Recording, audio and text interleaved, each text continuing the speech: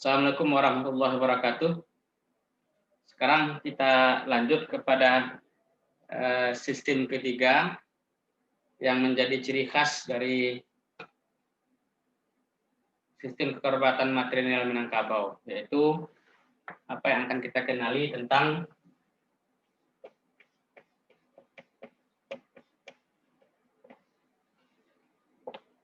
konsepsi kebudayaan Minangkabau tentang harta. Minangkabau memiliki makna sendiri tentang harta. Harta dalam kebudayaan Minangkabau dibagi kepada dua. Pertama yang berwujud, yang kedua yang tidak berwujud. Yang berwujud itu dapat dilihat, dapat dirasakan, dan dapat ditunjukkan di mana posisinya. Dia menempati tempat tertentu. Ini harta yang berwujud. Dan ini yang tidak berwujud. Ini bisa kita balik.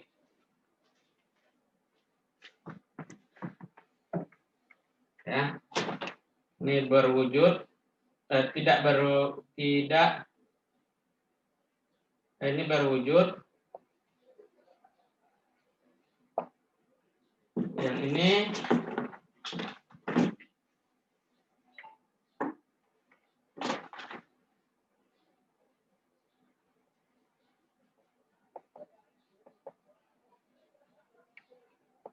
tidak berwujud, ya.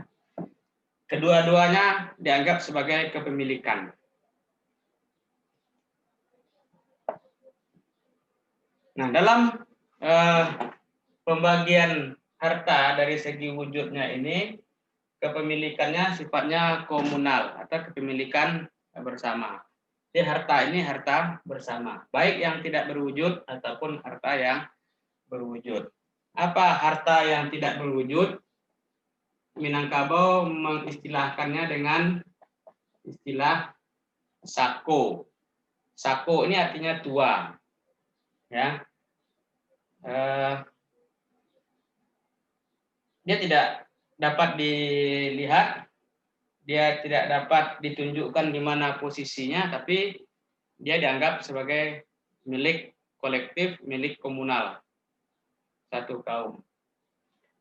Kemudian yang berwujud disebut dengan pusako.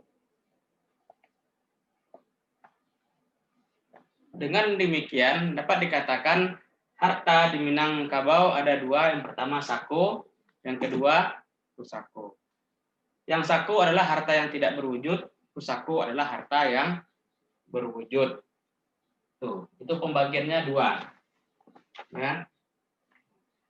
Apa yang masuk dalam kategori harta yang tidak berwujud? Pertama adalah suku. Jadi suku itu dianggap sebagai harta milik bersama. Dapat ditunjukkan? Tidak. Dapat dirasakan? Tidak. Tapi dia harta yang tidak berwujud. Suku. Kalau jambak itu sampai ke bawah jambak. Piliang, foto, ceniago. Itu disebut dengan harta yang tidak bermilik suku. Harta ini harta tidak bergerak dan tidak dapat dialihkan.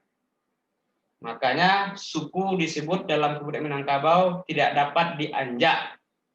Tidak dapat dianjak, diasak, dipindahkan. Jadi saya tidak bisa, suku saya jambak pindah ke ceniago, tidak bisa. Jadi suku tidak dapat dianjak, atau dalam dialek Minangkabau yang lainnya juga disebut tidak dapat diasak atau tidak dapat diubah suku. Yang kedua, gelar pangulu, gelar datuk tidak dapat dianjak, tidak dapat diubah. Dia milik satu kaum dan dia juga harta yang tidak berwujud. Suku, gelar itu adalah sako.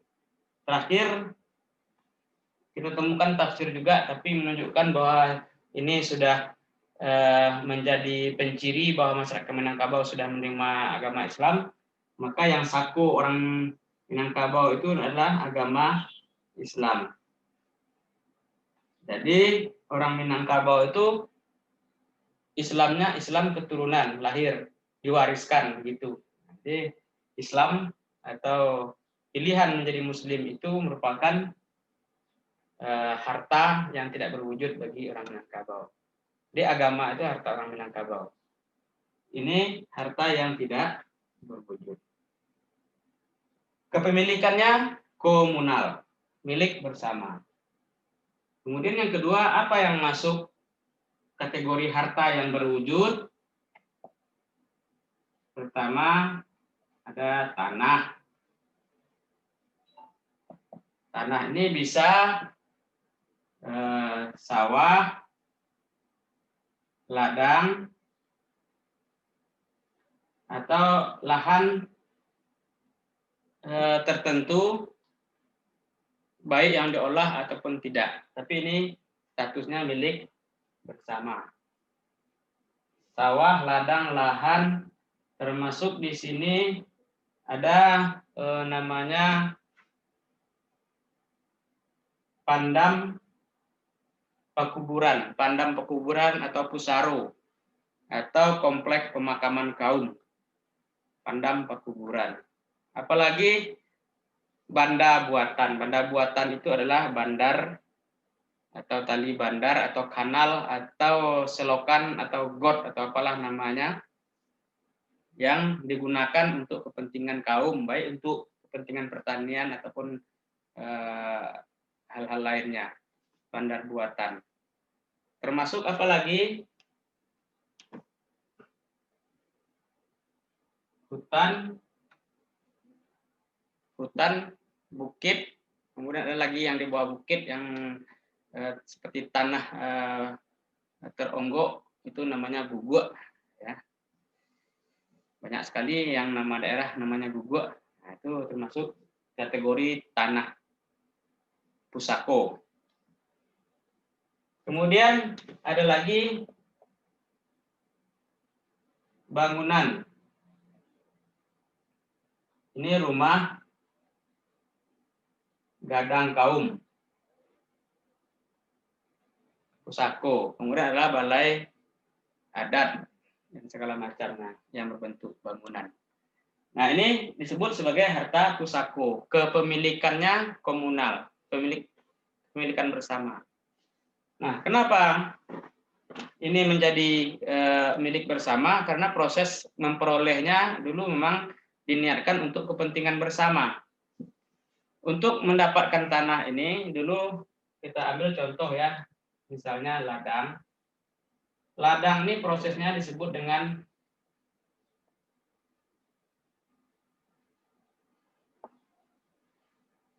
meneruko. Jadi ada hutan baru akan dikembangkan menjadi lahan pertanian, perladangan misalnya. Ini meneruko. Orang satu kaum ini bersama-sama pergi ke ladang itu, dibuka lahan itu, nanti kemudian dijadikan lahan pertanian. Nah, ini milik bersama, tidak dibagi-bagi. Milik bersama. Prosesnya disebut dengan meneruko. Dalam proses meneruko ini muncul juga istilah yang lain. Ini tergantung bentuk lahan yang diolah dan bagaimana cara mengolahnya. Ada yang disebut dengan cancang latih atau latih. Nah, kalau cancang itu berarti ya dicangkuli ya. Nah, silakan bayangkan bagaimana bentuk lahan, kenapa dia harus dicangkul untuk membuka lahannya. Dan kemudian ada yang namanya rambah latih atau latih. Nah, kalau dirambah berarti bentuk lahan yang dibuka itu mungkin semak belukar, jadi perlu dirambah, perlu dibersihkan dengan menggunakan alat untuk menebas semak belukar, merambah namanya. Jadi mencancang, merambah, tergantung bentuknya. Tapi intinya keduanya sama-sama meneruko. Meneruko ini dilakukan secara bersama-sama oleh anggota kaum. Makanya dia menjadi harta milik kaum karena niatnya untuk dibuka secara bersama-sama. Cacio kaum istilahnya atau celengan kaum. Jadi nanti ladang yang dibuka inilah nanti dibagi-bagi pengelolaannya, si A mengolah yang ini, si B mengolah yang ini. Nah, jadi tidak milik pribadi-pribadi tapi milik kaum. Anggota kaum hanya diberi hak untuk mengelolanya atau mengusahakan kegiatan-kegiatan pertanian di tanah-tanah tersebut. Sawah, ladang, lahan, pandam itu makanya itu menjadi harta kaum semuanya. Tidak ada yang harta pribadi. Namun setelah proses meneruko ini sudah terbentuk ladang, kadang meneruko juga dilakukan untuk membuka pemukiman. Makanya kadang daerah-daerah pemukiman itu menjadi harta kaum karena memang nanti sudah dibuka lahan selebar-lebarnya, kemudian baru di coupling untuk dihuni oleh anggota keluarga. Artinya bukan dibagi-bagi dalam artian bagi habis, jadi kepemilikan mutlak, tapi hanya diberikan hak untuk memakai hak guna bangunan istilah sekarangnya atau hak pakai. Makanya kampung itu tidak boleh dijual karena itu milik bersama. Bayangkan kalau sudah dijual dulu, itu lama-lama kampung bisa habis. Makanya menjual harta kaum juga disebut dengan menjual kampung. Karena memang itu milik bersama, itu diwariskan untuk generasi yang akan datang. Kampung ini akan ditempati oleh anak cucunya. Makanya tidak ada hak kepemilikan pribadi di sana dan dia tidak boleh habis. Harta-harta pusako ini statusnya tidak dimakan sando atau tidak bisa disandera, kan? Tidak dimakan sandera, sando atau gadai. Dijual tidak dimakan bali. Dijual pun tidak bisa menjadi hak milik orang yang belinya. Jadi artinya tidak bisa digadaikan dan tidak bisa diperjualbelikan. Karena dia milik kaum, bukan milik orang per orang. Syarat untuk menggadai boleh gadai, tapi syaratnya sangat ketat. Tapi gadainya kepada anggota kaum, tidak anggota keluar kaum. Syarat menggadai itu dalam 4 keadaan: maik tabujo tangah rumah, gadih gadang hendak berlaki, rumah gadang katirisan, membangki batang tarandam. Silakan dalamnya 4 keadaan yang membuat orang boleh menggadai ini. Maik tabujo tangah rumah ini biasanya untuk biaya penyelenggaraan jenazah anggota kaum, terutama untuk menyelenggarakan jenazah para pembesar kaum. Ya, kemudian gadih gadang indak balaki atau gadih tuwo indak balaki. Itu untuk biaya perkawinan anggota-anggota keluarganya. Seandainya tidak ada lagi biaya untuknya, maka tanah pusako ini digadaikan kepada anggota kaum juga untuk biaya pelaksanaan pernikahan, atau perkawinan atau pesta walimahnya. Kemudian rumah gadang katerisan yaitu untuk memperbaiki rumah gadang yang dianggap sudah tidak layak lagi dipakai, maka dia harus diperbaiki. Biayanya besar, makanya digunakan harta pusako melalui proses pegadaian. Atau membangki batang tarandam, dalam artian ini untuk biaya perhelatan atau peresmian penghulu atau pemimpin adat. Disinilah sumbernya. Ini proses meneruko. Jadi harta pusako ini didapatkan dari proses meneruko, kemudian dia menjadi milik bersama. Karena waktu meneruko niatnya memang untuk harta komunal, bukan harta pribadi-pribadi. Meneruko bisa digunakan untuk mendapatkan lahan pertanian atau untuk mendapatkan lahan hunian. Lalu adakah harta tanah milik pribadi? Ada. Pusako ini tadi kan dasarnya adalah kepemilikan komunal.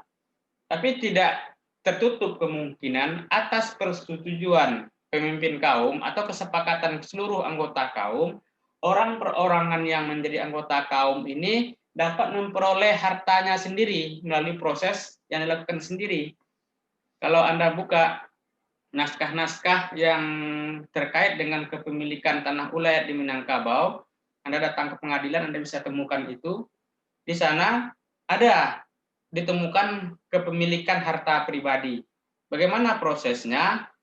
Di dalam teks naskah-naskah itu yang di dalam kebudayaan Minangkabau kadang juga disebut sebagai tambo keluarga, disebutkan anggota kaum boleh diizinkan untuk membuka lahan baru untuk kepentingannya sendiri.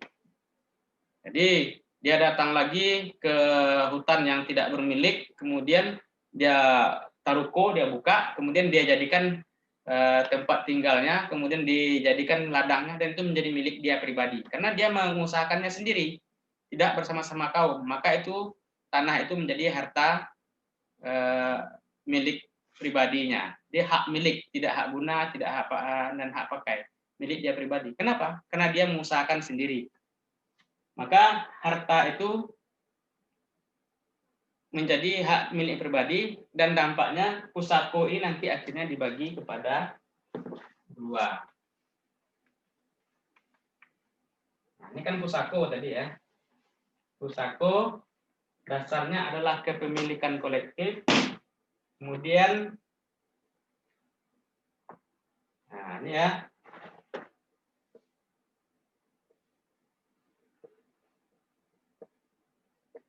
Kemudian ada yang milik pribadi. Hak milik. Dia yang kolektif ini disebut kemudian dengan pusako tinggi. Yang pribadi disebut dengan pusako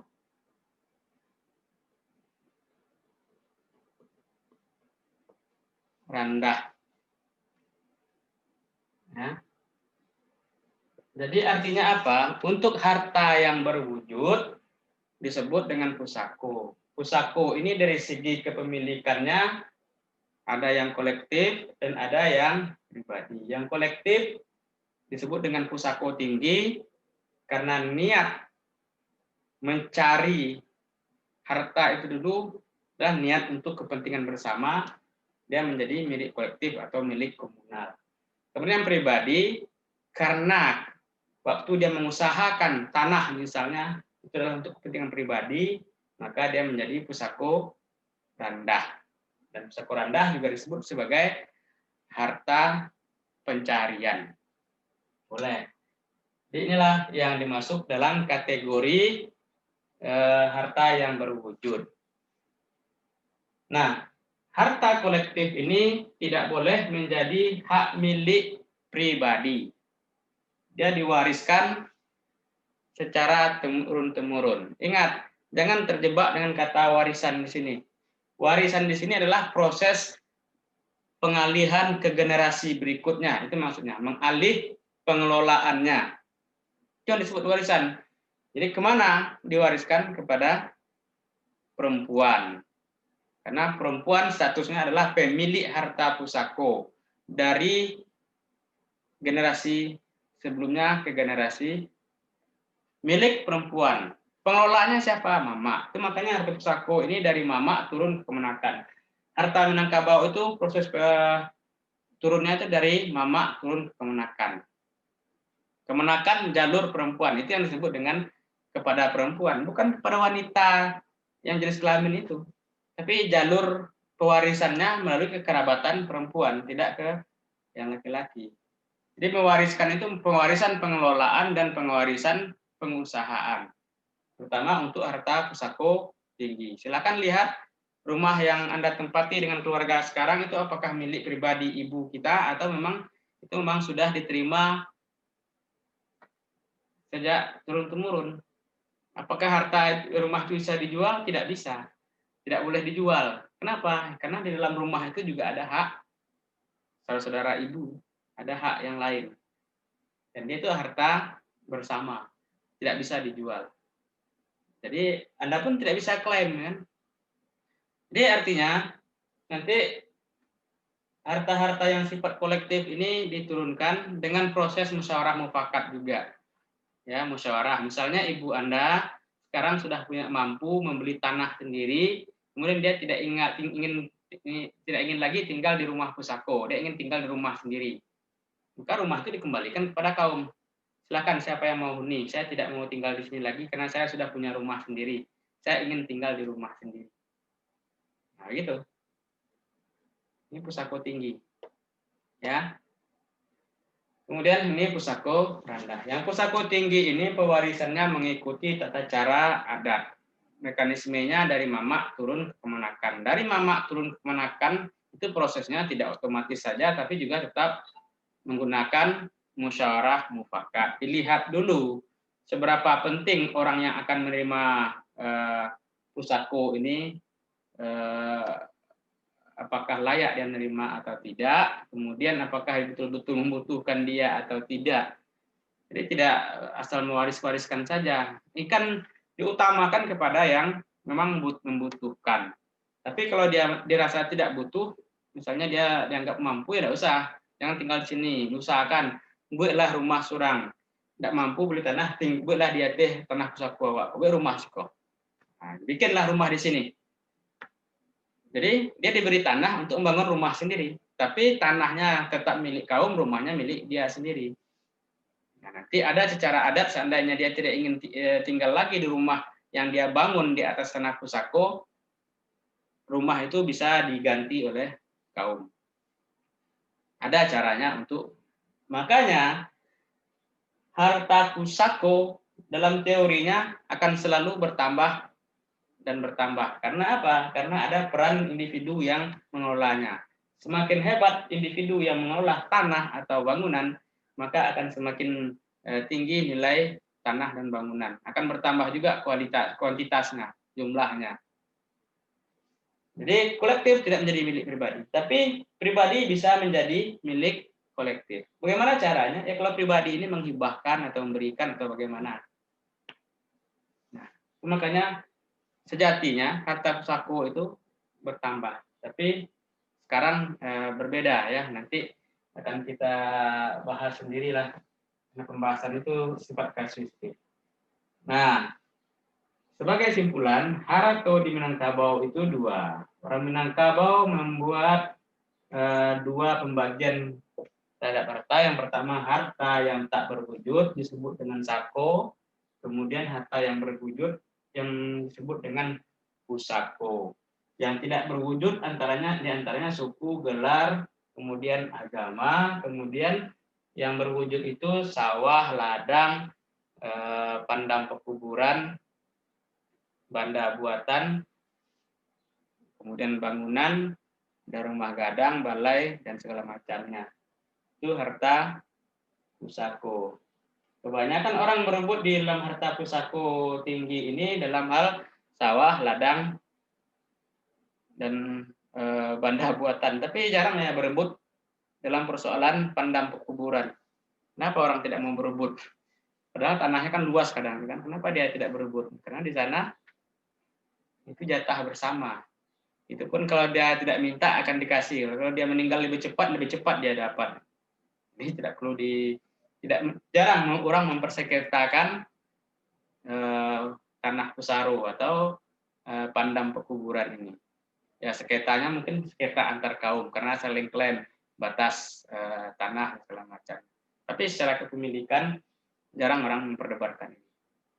Baik, ini materi yang ketiga dalam sistem kekerabatan Minangkabau. Saya ulang dari awal. Sistem kerabatan Minangkabau memiliki 3 kekhasan yang menjadi ciri dari sistem kerabatan yang dianut masyarakat Minangkabau ini. Yang pertama, sistem perkawinan eksogami. Yang kedua, sistem residensi materi lokal. Yang ketiga, tentang kepemilikan harta dan pewarisannya. Ciri Minangkabau pertama, perkawinan eksogami, dia menikah keluar sukunya. Yang kedua, ketika setelah menikah laki-laki Minangkabau tinggal di rumah istrinya. Yang ketiga, harta. Harta di Minangkabau itu harta komunal dan harta yang pribadi. Kenal dengan harto layak kaum dan harto pencarian. Dari segi bentuknya disebut dengan sako atau tidak berwujud dan pusako yang berwujud. Demikian saja ulasan dari saya. Silakan dalami dengan bacaan-bacaan yang lebih lanjut, yang lebih detail. Mudah-mudahan ini bisa menjadi pembuka pengana, pengambang lapik untuk masuk ke dalam pembahasan yang lebih mendalam. Saya hanya memberikan kuncinya. Kemudian ibarat masuk perpustakaan, saya berikan kuncinya, Anda masuk ke dalam perpustakaan, Anda cari buku-bukunya. Dan cari kunci-kuncinya saja. Ibarat buku saya hanya ada daftar isi dengan ulasan-ulasan singkat, dan pembahasan mendalam pada bab-bab berikutnya itu Anda yang akan lakukan. Selamat mendalami, selamat menambah wawasan. Terima kasih. Assalamualaikum warahmatullahi wabarakatuh.